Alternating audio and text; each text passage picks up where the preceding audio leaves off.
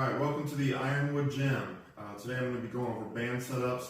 Not going to get into any of the why you're doing things or technicalities of how you program this. It's simply going to be different band setups.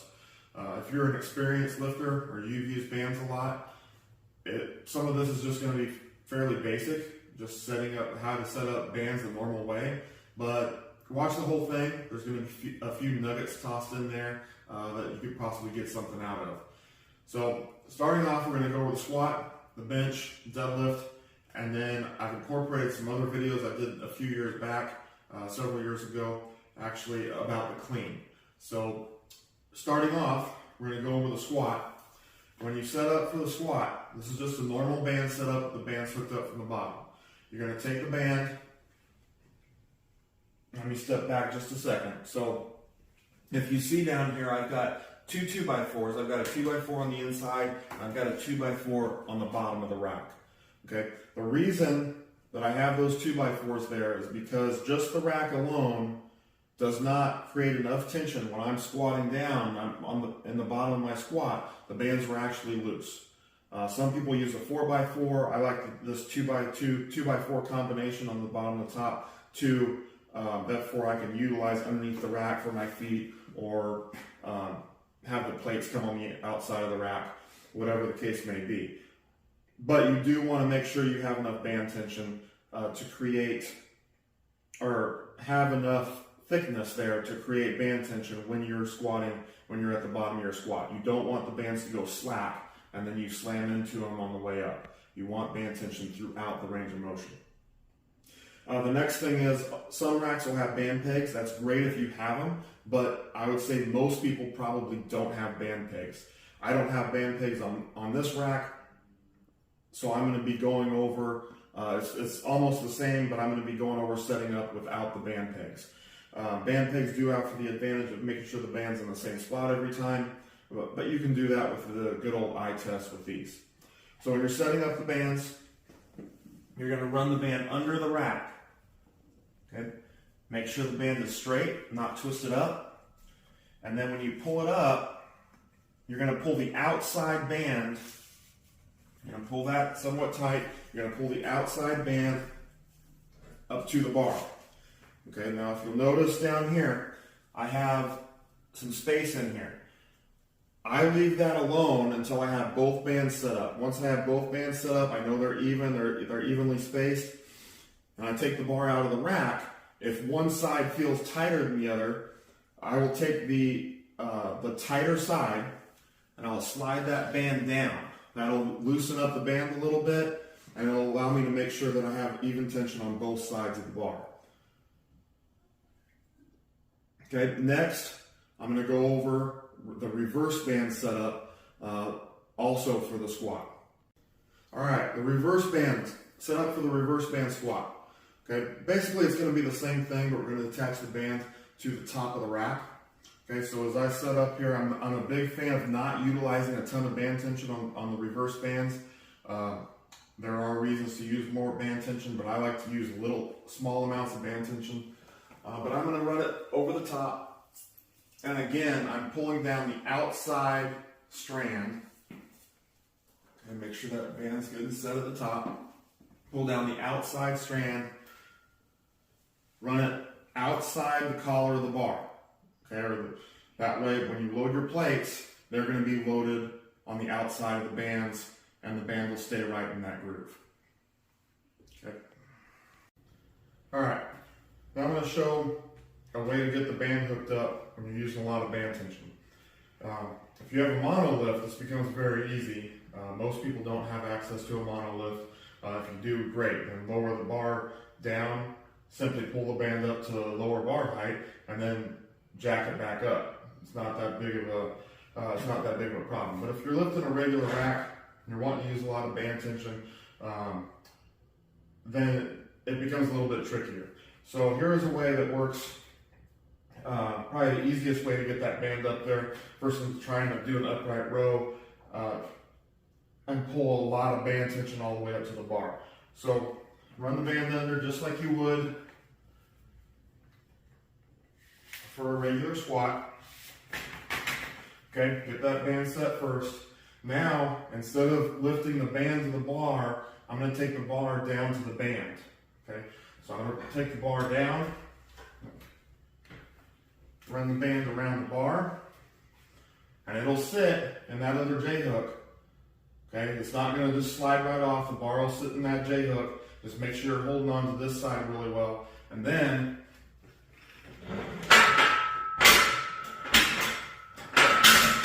use both hands, pull that bar up, and take the band, slide it into where you want it, and now you've got that band hooked up without having to pull it all the way up against that tension.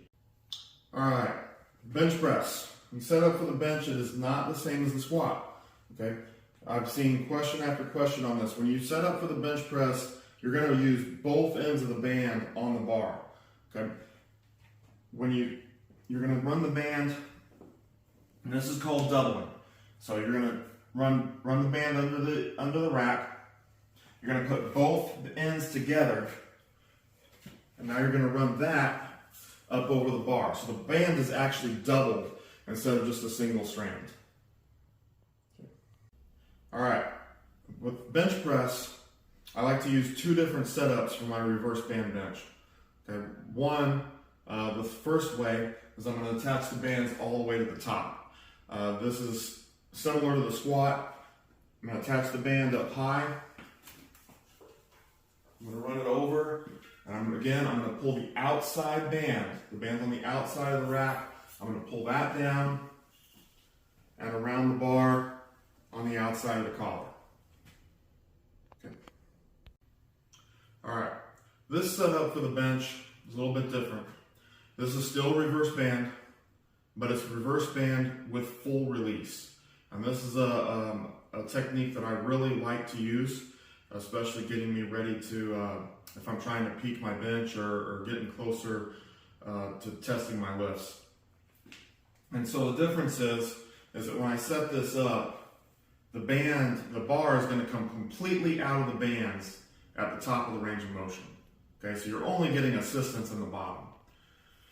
When you set it up, it is a little bit different. You're still going to just loop it around, but now you want to pull the inside strand down. Okay, you're going to pull the inside strand down, and then you're going to pull that all the way to the inside of the J hooks. Okay, you don't want it on the outside. It's just going to pop back in.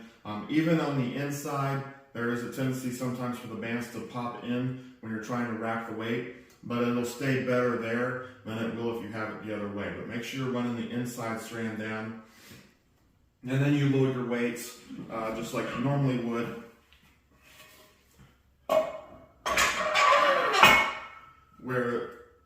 But now the band is not going to be in contact with the plates.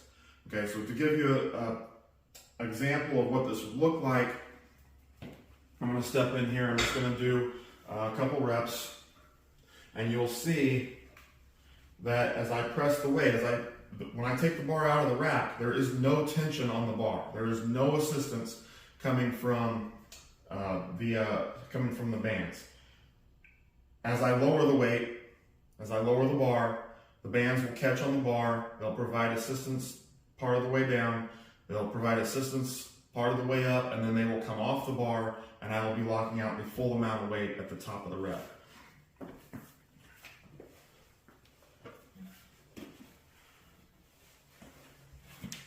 Okay, so when I take the bar out of the rack, it is no longer in the bands. I lower the bar. As I press, it comes out of the bands.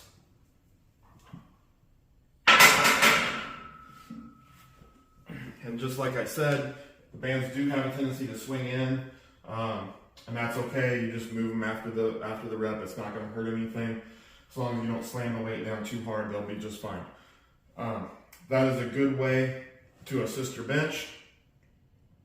And next, we'll be going over the deadlift. All right, for the deadlift, there's 3 different ways you can hook up the bands when you're hooking them and attaching them down below, so you're getting resistance from the bands. And of course, we'll have reverse bands for deadlift as well. This is the first way, probably one of the easiest ways, or the first way would be if you have a deadlift platform that already has the band pegs attached to it. That's probably the easiest and simplest way to utilize bands for the deadlift.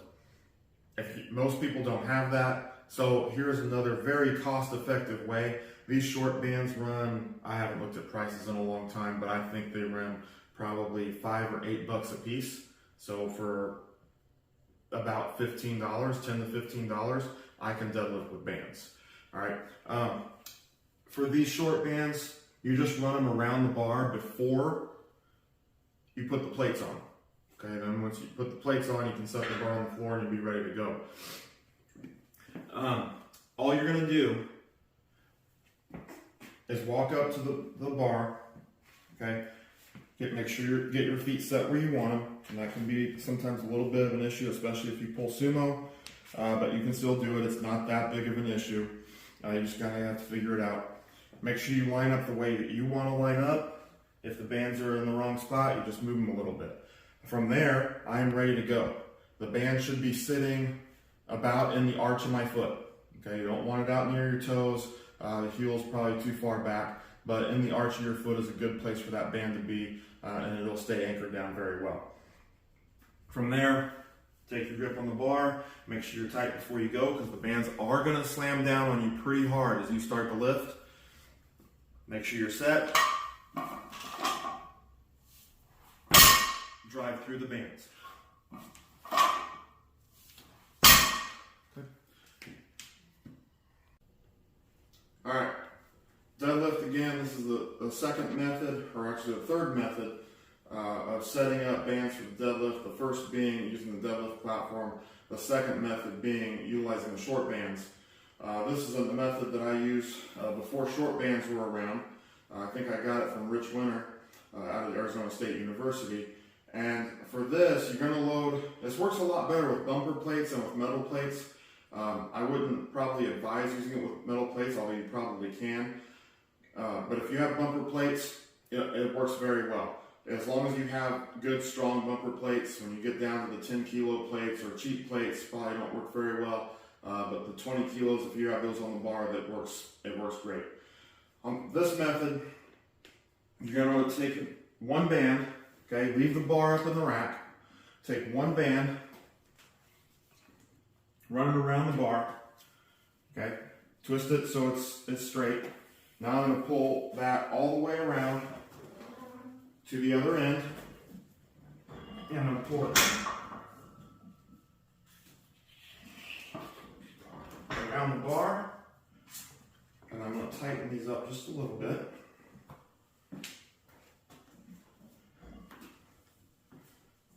Okay. You don't want to spread out too much, but you do want them to be got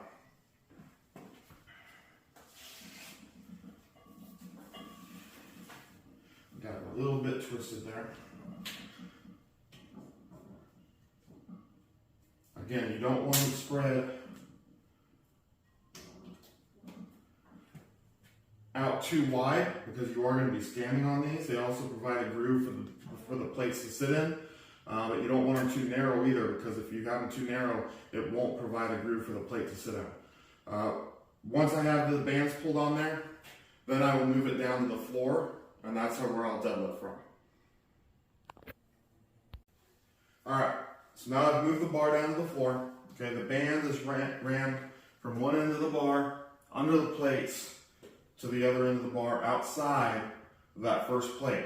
All subsequent plate changes, all weight changes after this, the plates go on the outside of the bands.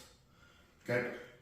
One thing to know about this is if I pull conventional, let's say this adds 50 pounds of tension to my lift. Okay. When I go out to sumo, that's going to tighten that band up a lot more, so it may be adding 70 or 80 pounds of tension to the lift. Not something that's overly critical, but you need to be aware that it does change the tension quite significantly by moving your stance out. Okay, so you can see here, the plates are sitting in that groove between the bands. That'll keep those plates from rolling around. I'm going to walk up, I'm going to take my stance. I should be standing on both strands of the band. Okay. Right now I have the ball of my foot on the front strand, and the back strand is just behind the arch of my foot, starting to get close to the heel of my foot. From there, it's just a deadlift. Okay, so make sure I'm tight. The bands are going to be slamming down on me pretty hard, so make sure I'm tight before I go. Good setup, and then drive through the bands as I come up.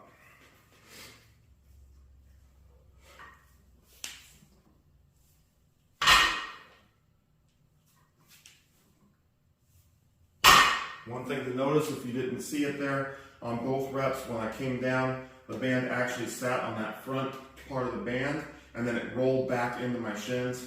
Just something to be aware of.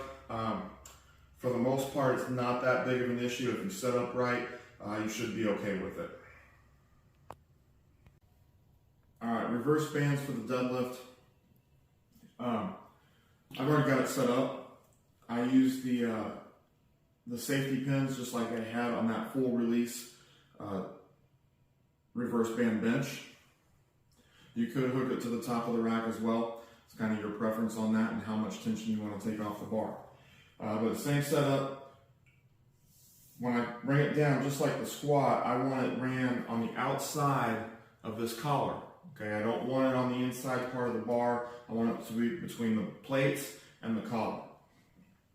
From there, it's just going to be a deadlift. This light band is going to take quite a bit of tension off the bar. It's obviously, if I use an average band or a strong band, it would be even more tension. But whenever you see me start to move with this bar, it barely feels like I have any weight in my hands at all. Once I start coming up, the weight will add on fairly quickly. So, same setup. The bands aren't slamming down on me now. They are assisting me. So as I set up, just a little bit with my fingers, you can see that bar start to come off the ground. You see the weights start to move. So I'm going to get set. Weight was already off the ground. Just by setting it up tight, the weight was already coming off the ground. So you want to stay kind of still. As you get more weight on the bar, that won't take place as much. Nice and tight. Make sure the plates are down. Good pull from there. Okay, that's my reverse band setup. You could set it up with full release as well, and that would be similar to how you would set it up with bench, where you're going to run the bands on the inside, so they're going to stay on the bar instead of on the sleeve. You would run them on the inside of the rack. Next, we'll talk a little bit about cleans, and then I have a couple clips from cleans as well. All right, just like I've shown the squat, bench, and the deadlift, you can utilize bands for cleans as well. Okay, power cleans or full cleans, just have to set it up correctly, and I got a video coming up that will show you how to do that.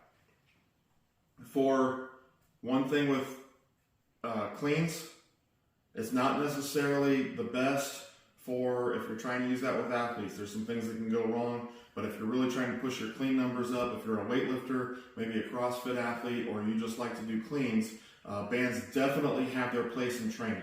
So check out these next couple videos. I did these several, probably about 5 or 6 years ago, but I don't have the means to do cleans here in my gym here, so I'm going to pull those videos back up. The first video will show the setup of how to get it set up. The second video will have some clips of me actually doing cleans with the bands attached to the bar. Cleans with bands, this is my setup. I've got a 50-pound dumbbell, both ends of the platform. The bands run across. I put one strand of bands over the bar. The other strand goes underneath the bar.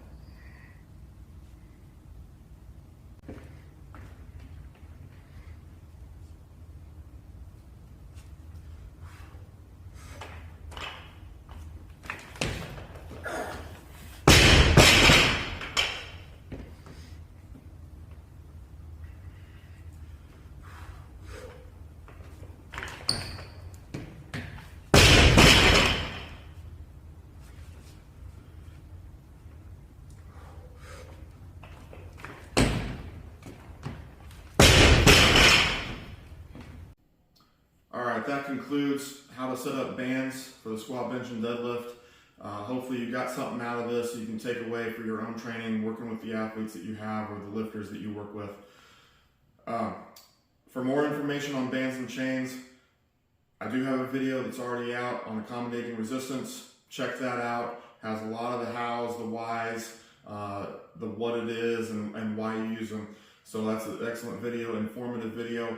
I will have some more videos coming out, how to measure band tension, how to calculate weights, the weights that you should be utilizing when you're utilizing bands, and the importance of reverse bands. Okay.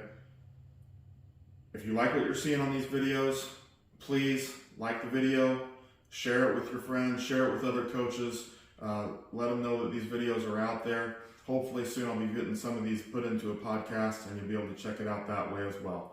But please like the video, subscribe to the channel, share it with your friends.